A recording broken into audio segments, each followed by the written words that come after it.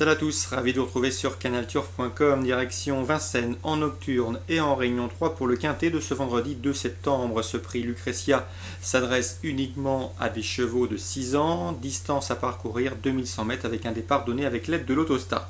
Voici tout de suite mon pronostic. J'ai placé en tête le 2 Bourbon Touma. Le pensionnaire de Pierre Lévesque reste sur la bagatelle de 4 deuxièmes places consécutives. Il a déjà bien fait sur ce tracé de vitesse.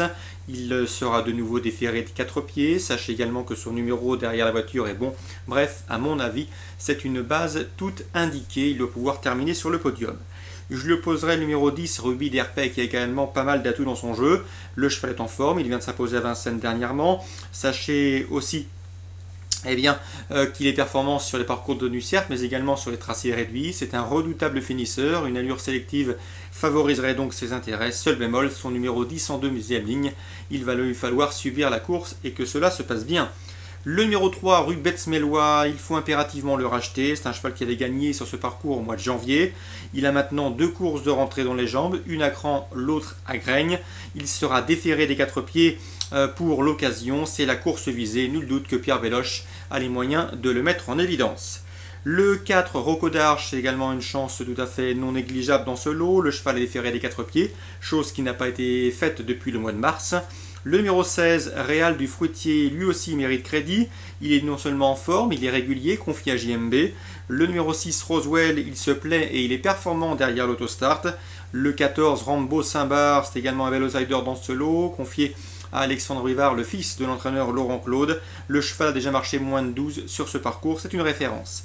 Et ensuite, on terminera pour la cote avec le 7 Linea Balila, entraînée en début de carrière en Italie. Elle reste sur des places d'honneur en province.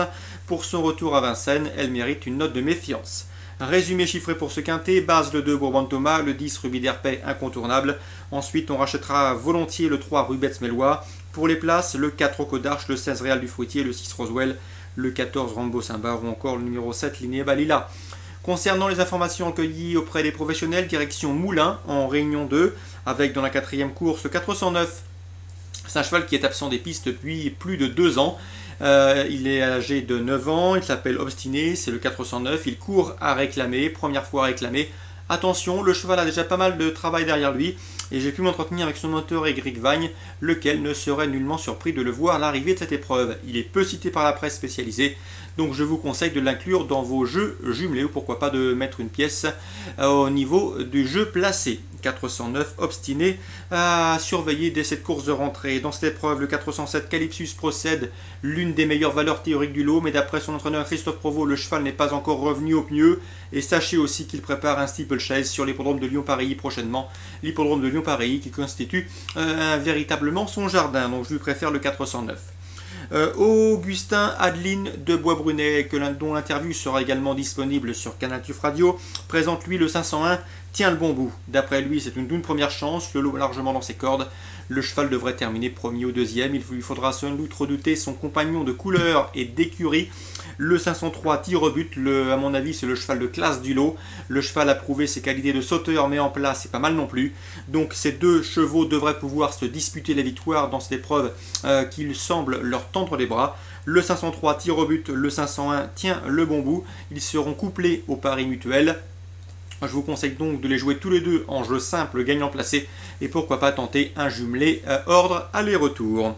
Dans la 6e, toujours Augustin Adeline de Bois-Brunet présente le 603 Un beau matin, honorable 7e en débutant. Le cheval est perfectible, il devrait courir en progrès. Difficile de savoir que vaut l'eau puisque bon nombre des concurrents au départ sont inédits. Éric Vagne présente lui le 814 Pacifica. Elle reste sur 2 échecs à Vichy, mais 2 échecs relatifs. Elle a mieux couru que ne l'indique le classement. D'après son mentor Éric Vagne, et elle ne faut surtout pas l'écarter hâtivement. D'après lui, elle est susceptible de très bien courir et pourquoi pas venir corser les rapports. Avis aux amateurs de jeux spéculatifs. 814, c'est loin d'être un penalty, loin d'être un coup sûr. Mais si vous aimez jouer les chevaux à belle cote, eh bien pourquoi pas investir sur ce 814 Pacifica. En tout cas, il faut la glisser dans un jeu multi ou dans un jeu trio. Elle ne sera pas ridicule au dire de son mentor, Éric Vagne. 814 Pacifica, parce que l'eau est assez faible finalement. Donc voilà pour les informations de ce vendredi 2 septembre. Course ciblée à Moulins, surtout la 5e, 501, 503.